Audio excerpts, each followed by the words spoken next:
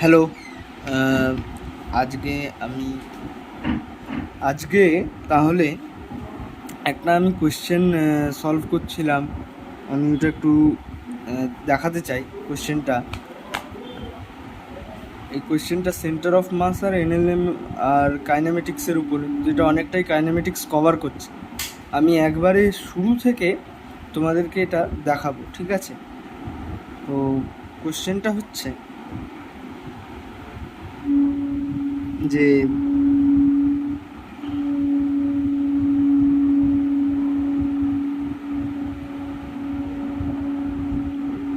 একটা প্রজেক্টাইল আছে, যে প্রজেক্টাইলটা ম্যাক্সিমাম হাইটে গিয়ে দুটো টুকরোয় ভাগ হয়ে গেছে।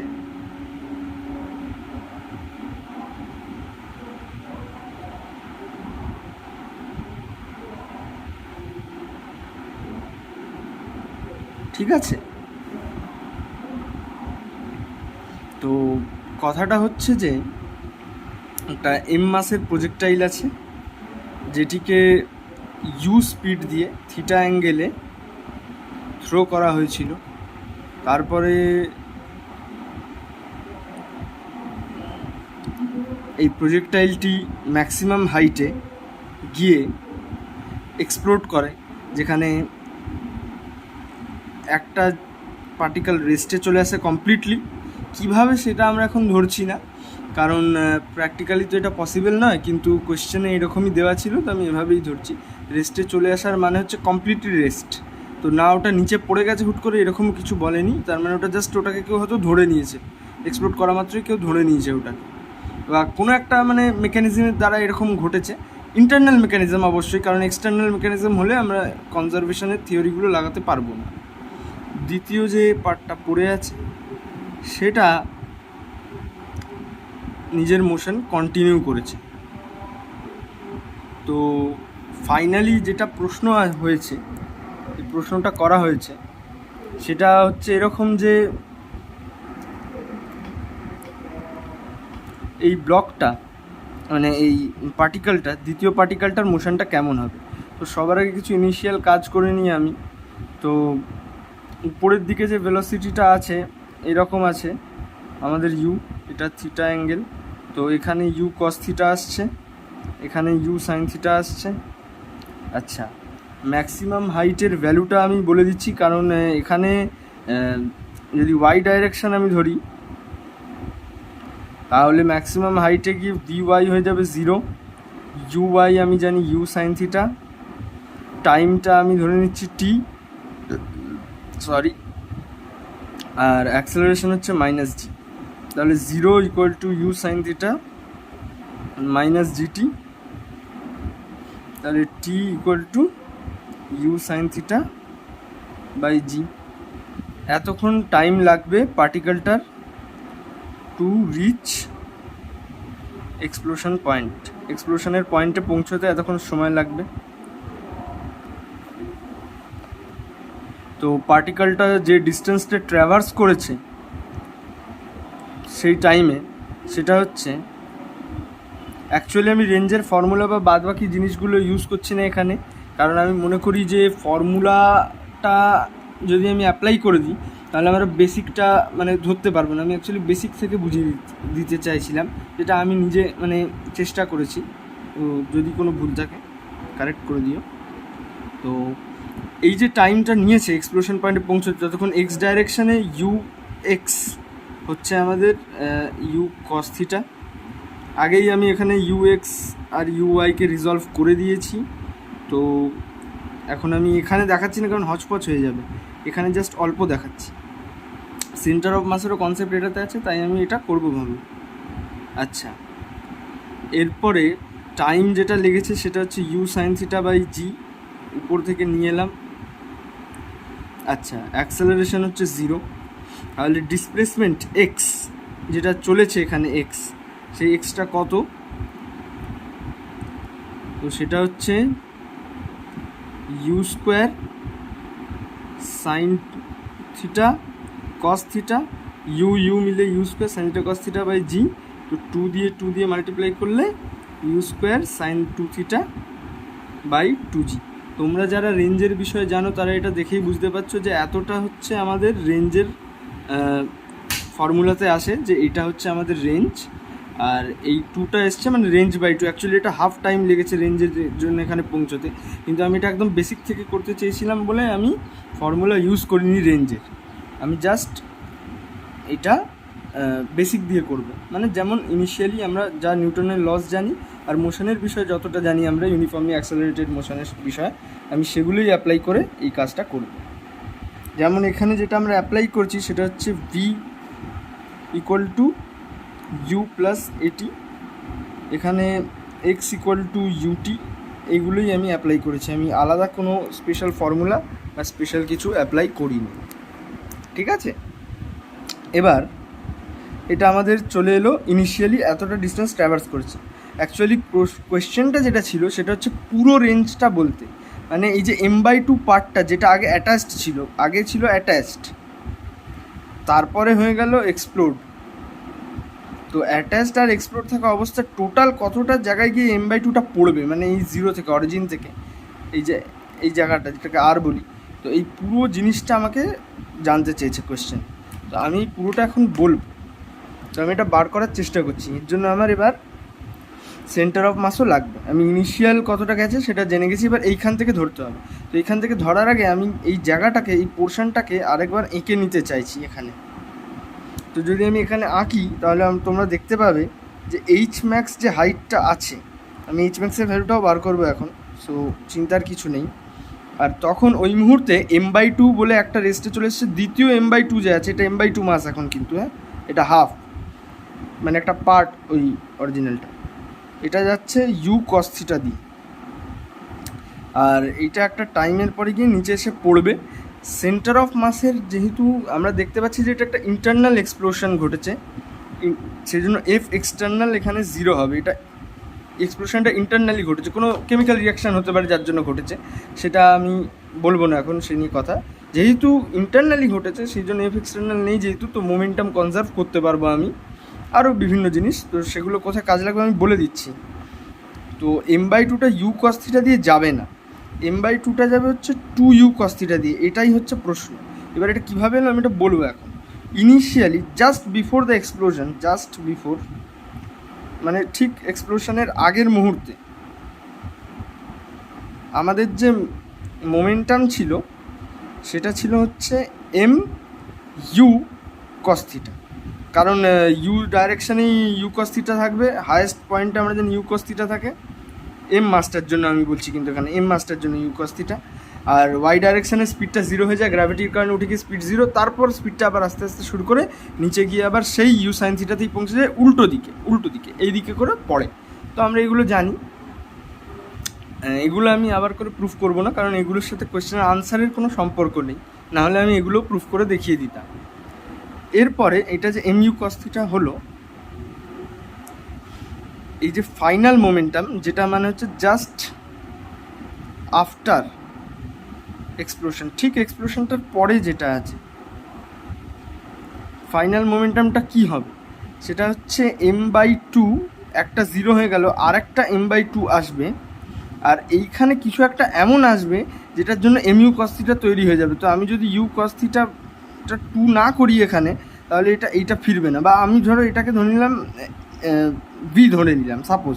আমরা যদি এভাবেও ভাবতে চাও যে mu cos থিটা যেমন ইকুয়েশন লিখে বানায় মানুষ, তো m/2 × 0 প্লাস m/2 × v, এটা পুরোটাই কিন্তু আমি জিনিসটা যেটা করছি এই জিনিসগুলো সেটা আমি এক্স ডাইরেকশানে করছি, কারণ ওয়াই ডাইরেকশানে ইনিশিয়ালি মোমেন্টাম মানে ভেলোসিটি নেই, তো ওয়াই ডাইরেকশানে মোমেন্টামও নেই। ওয়াই ডাইরেকশানে যেহেতু মোমেন্টাম নেই ওই এক্সপ্লোশনের মুহূর্তে, তো এক্সপ্লোশনের পরেও ওয়াই ডাইরেকশানে মোমেন্টাম থাকবে না, সেই জন্য ওয়াই ডাইরেকশান এখানে ধরবো না, ওয়াই ডাইরেকশানে মোমেন্টাম নেই। এইখানে গিয়ে ভি অ্যাট এইচ ম্যাক্স হচ্ছে 0, তো সেই জন্য ওয়াই ডাইরেকশানে পি এর কোনো চেঞ্জ তো হবেই না, পি যেমন ছিল তেমনই থাকবে ওয়াই ডাইরেকশানে, আর ভিও চেঞ্জ হবে না, ডেল ভি হবে না, ডেল ভি 0 হয়ে যাবে, মানে ভি এর চেঞ্জ হবে না।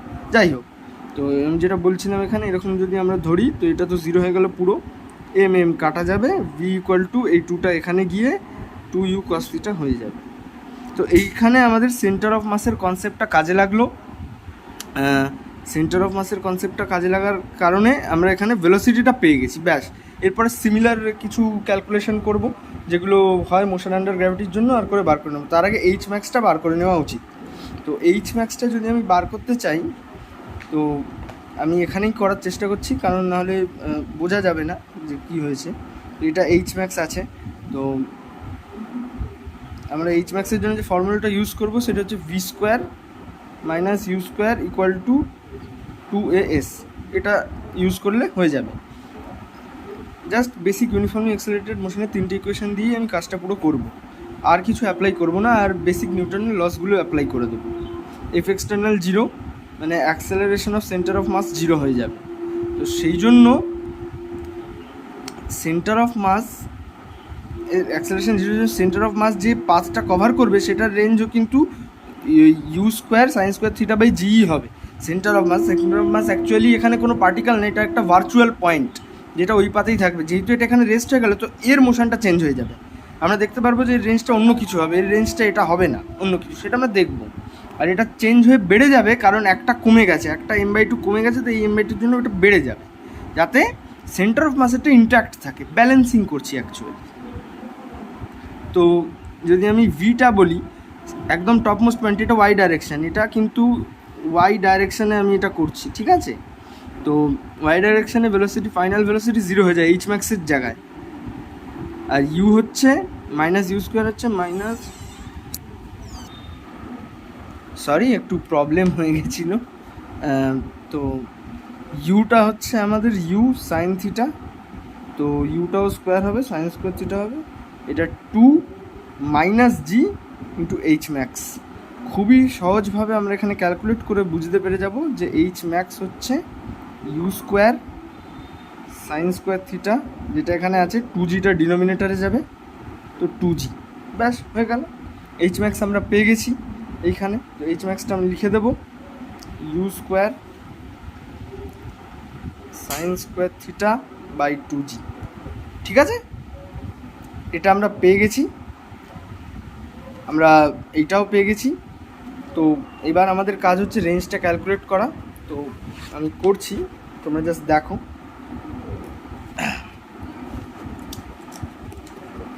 তো রেঞ্জটা ক্যালকুলেট করার জন্য এই পাতাটা আশা করছি তোমরা দেখতে পাচ্ছ। তো এখানে আমার ইম্পর্ট্যান্ট ক্যালকুলেশনগুলো আছে। তো এইখানে যদি করি আমি, তো আমি একটা ইকুয়েশন দ্বিতীয় মোশনটার জন্য ইউজ করব। এটা দ্বিতীয় মোশন, আমি এটাকে বলছি দ্বিতীয়, আর এটা হচ্ছে প্রথম। তো দ্বিতীয়টার জন্য আমি যখন ইকুয়েশন লাগাবো এখানে, সেটা আমি যেটা লাগাবো হচ্ছে ইকুয়েশনটা আগে এইচ ম্যাক্স থেকে গ্রাউন্ডে আসতে, সেটা আমি ইউজ করে নিচ্ছি।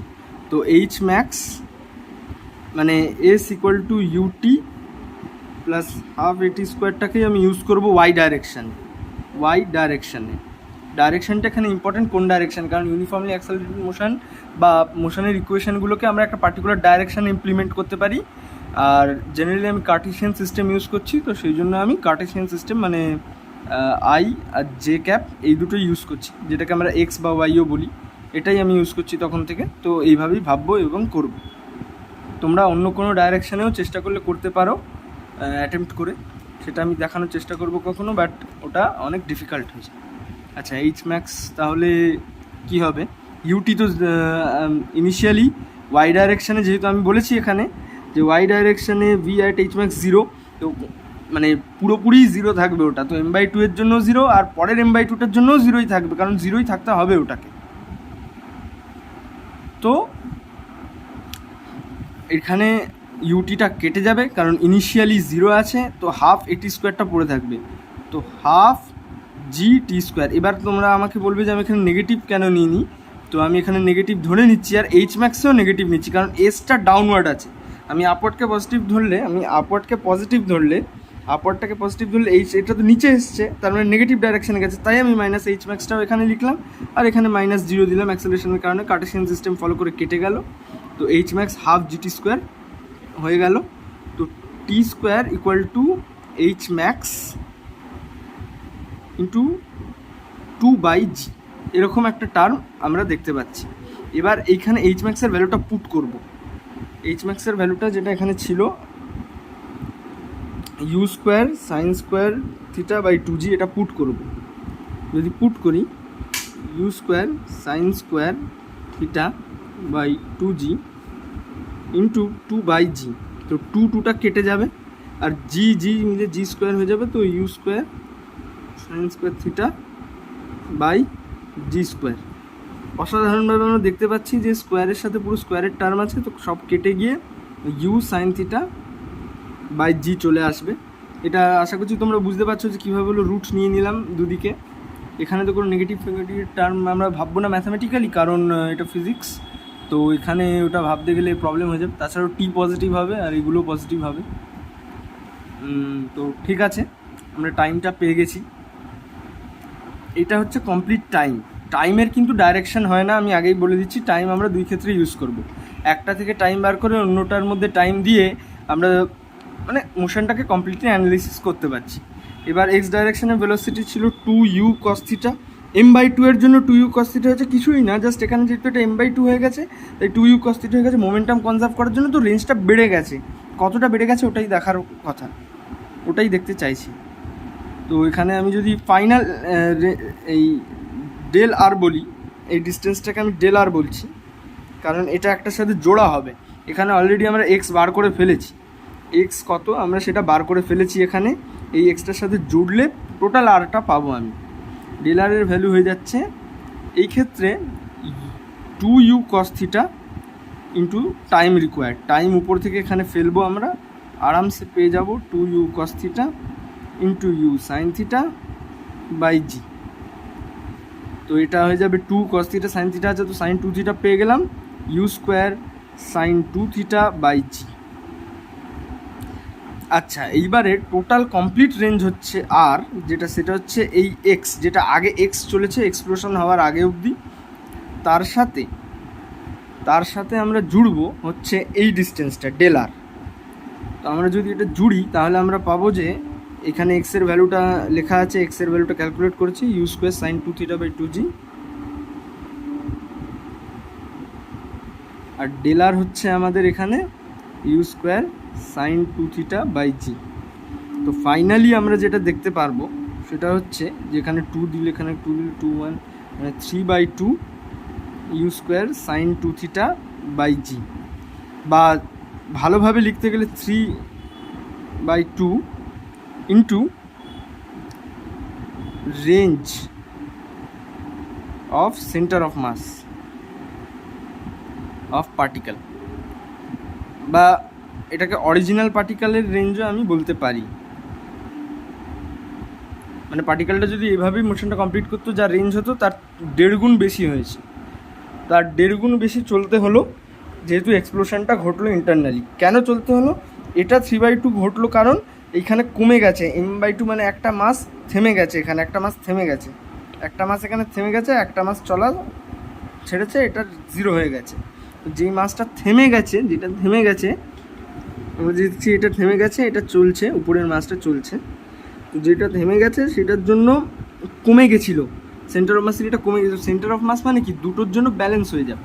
জেনারেলি আমি যদি সেন্টার অফ মাসের কনসেপ্টটা পুরো বোঝানোর চেষ্টা করি, তো সেন্টার অফ মাস হচ্ছে ওই পয়েন্টটার বিষয়ে কথা হচ্ছে, যেই পয়েন্টটার কারণে পুরো মোশনটা ব্যালেন্স হয়ে যাবে। মানে অ্যাকচুয়ালি সেন্টার অফ মাসের ডেফিনেশন তো এটা নয়। সেন্টার অফ মাস মানে হচ্ছে যে যেই পয়েন্টটার মোশনটা আমি যদি ধরি, তাহলে পুরো যে বডিটা বা পার্টিকেল সিস্টেমটার যে মোশন আর ওই একটা জিনিসের মোশন ইকুইভ্যালেন্ট মোশন দুটো। তো সেন্টার অফ মাসের যে মোশনটা ঘটেছে আর দুটো মিলিয়ে যে মোশনটা আছে সেটা ইকুয়াল। তাছাড়াও আমি আরেকটা উদাহরণ দিয়ে সেন্টার অফ মাসের গুরুত্বটা বুঝিয়ে দিতে চাইছি ছোটো করে, এমনি ইচ্ছা হলো আমার। তো যদি আমরা জানি সবাই যে একটা যদি রড হয় এরকম, যেটা গ্রাউন্ডে আছে, গ্রাউন্ডে পোটেনশিয়াল এনার্জি 0, একটা রড আছে এল লেন্থের, যার মাস হচ্ছে m। ইউনিফর্ম মাস ডিস্ট্রিবিউশনের কথা হচ্ছে এখানে, কারণ যদি আমি মাসটাকে ভ্যারিয়েবল বলি তাহলে কিন্তু আমাদের সেন্টার অফ মাস বার করতে হবে ইন্টিগ্রেশনের দ্বারা। যদিও আমি এখন সেটা ইউজ করব, বাট আমি ইউনিফর্মই ধরে বুঝিয়ে দিচ্ছি। নাহলে টাইম বেশি লাগবে। তো এখানে ইউনিফর্ম মানে কি, lambda equal to m/l direct. এখানে আমি কিছু টার্ম যদি দিয়ে দিতাম এলের টার্মে বা এলের টার্মেই আর কি, এল মানে ডিস্টেন্সের টার্মে, যেমন m/lটাকে আমি এ বললাম, আর এখানে একটা টার্ম দিয়ে দিলাম m/l², এরকম কিছু একটা এ বললাম, আর এখানে ল্যামডাকে বললাম ax। দেখো এইবার এইভাবে এ বলে একটা টার্ম আছে, সেটা রেসপেক্টে ল্যামডা চেঞ্জ হচ্ছে, এর একটা কিছু ভ্যালু আমি দিয়ে দিলাম। m/l² ইউনিট অনুযায়ী, কেজি পার মিটার স্কোয়ারের ইউনিট অনুযায়ী হচ্ছে এর ইউনিট, আর এখানে এক্স হচ্ছে মিটারে থাকবে, এরকম একটা হলো, এটাই ভ্যারিয়েবল আর কিছু না। কিন্তু আমি এখানে m/l ধরে নিচ্ছি, আর বাদ বাকিটা কনস্ট্যান্ট x⁻0 ধরে নাও, সেই জন্য কোনো অসুবিধা নেই। তো এই পুরোর আমি যদি ধরি যে এই পুরোর যদি আমি তোমাদেরকে ক্যালকুলেট করতে বলি যে যেহেতু এটা আছে, এর গ্র্যাভিটেশনাল পোটেনশিয়াল এনার্জিটা কী, তো তোমরা যেহেতু প্রত্যেকটা পার্টিকেলের আলাদা আলাদা গ্র্যাভিটেশনাল পোটেনশিয়াল এনার্জি, এর আলাদা, টপ মোস্ট পয়েন্টের আলাদা, তো আমি যদি একটা ডিএম ধরি এই সাইটে যে, আর এইটা হচ্ছে ডিএইচ, এই ছোটো লেন্থটা হচ্ছে ডিএইচ, ঠিক আছে। তো এর মাস এই যে ডিএম, সেটা হচ্ছে ডিএইচ ইন্টু ল্যামডা, মানে m/l ইন্টু ডিএইচ, ঠিক আছে, খুবই ইজি ব্যাপার। আর এর সাথে আমি যদি দেখি যে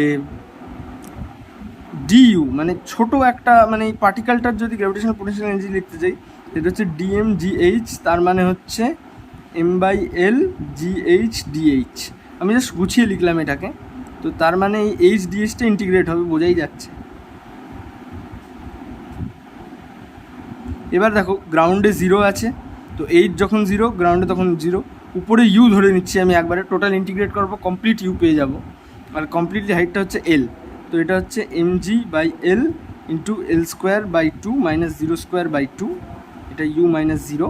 তো যাই হোক, ফাইনালি এটা দাঁড়াবে u equal to mg/l into l²/2 equal to mg into l/2।